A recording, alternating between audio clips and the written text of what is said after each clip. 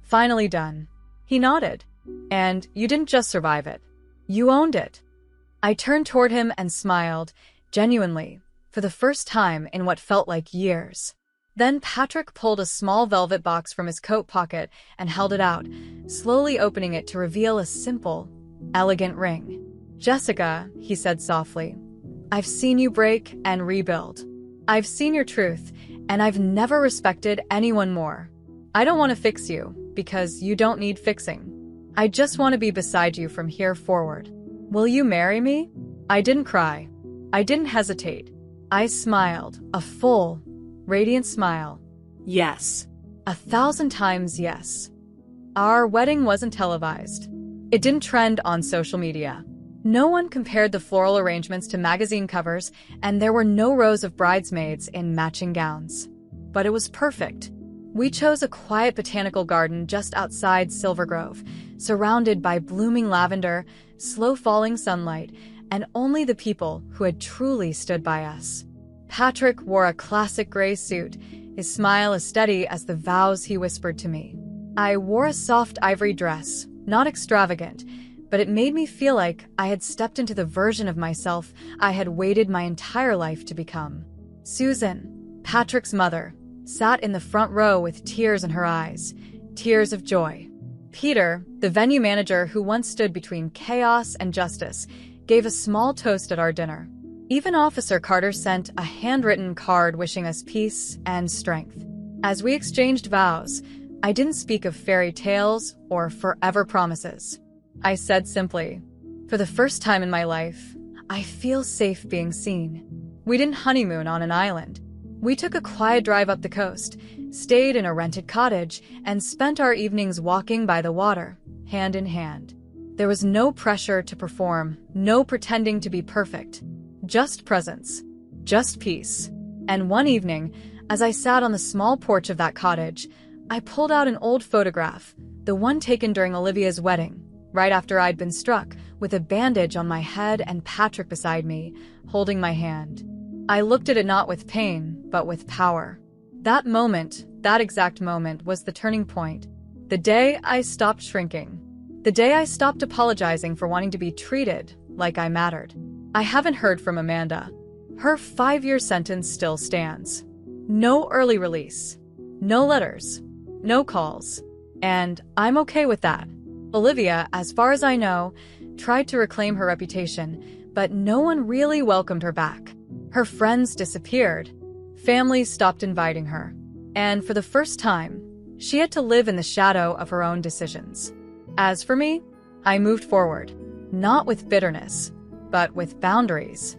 Not with resentment, but with resolve. I built a new life, with a man who saw me when no one else did, with a new sense of self that no longer depended on someone else's approval, and with the deep, certain belief that family isn't who shares your blood. It's who sees your truth, stands by it, and never asks you to shrink to fit their expectations. This isn't just a happy ending. It's a beginning of the life I was always meant to live. If this story touched your heart or made you think about your own journey, don't forget to like the video to support the message. We'd love to hear from you. Share your thoughts, feelings, or similar experiences in the comments below. Every voice matters here. And if you enjoy heartfelt, powerful stories like this one, make sure to subscribe to the channel so you never miss what's coming next. Thank you for watching, and remember, sometimes walking away from pain is the first step toward finding peace.